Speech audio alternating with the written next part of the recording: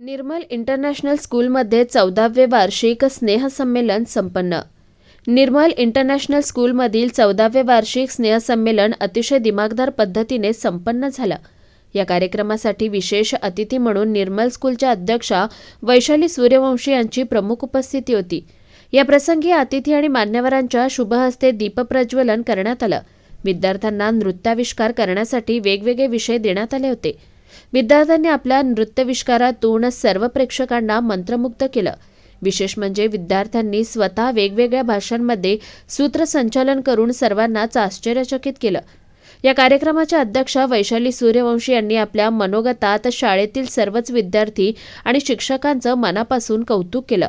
विद्यार्थ्यांनी अभ्यासासोबतच वाचन, वक्तृत्व, खेळ, नृत्य, गायन यासारख्या आवडीनिवडी जोपासल्या पाहिजेत असं सांगून पालकांनी आपल्या मुलांसाठी अधिकाधिक वेळ द्यावा असं प्रतिपादन त्यांनी केलं। या प्रसंगी निर्मल सीड्सचे महाव्यवस्थापक सुरेश पाटील, निर्मल स्कूलचे सचिव नरेंद्रसिंग सूर्यवंशी, उपाध्यक्ष श्रीमती कमलाताई पाटील, प्राचार्य गणेश राजपूत, उपप्राचार्य प्रदीप सोनावणे, समन्वयक स्नेहल पाटील आणि प्रशासकीय अधिकारी संतोष पाटील यांची उपस्थिती होती। Beacon Patil, star Maharashtra news, Pachora.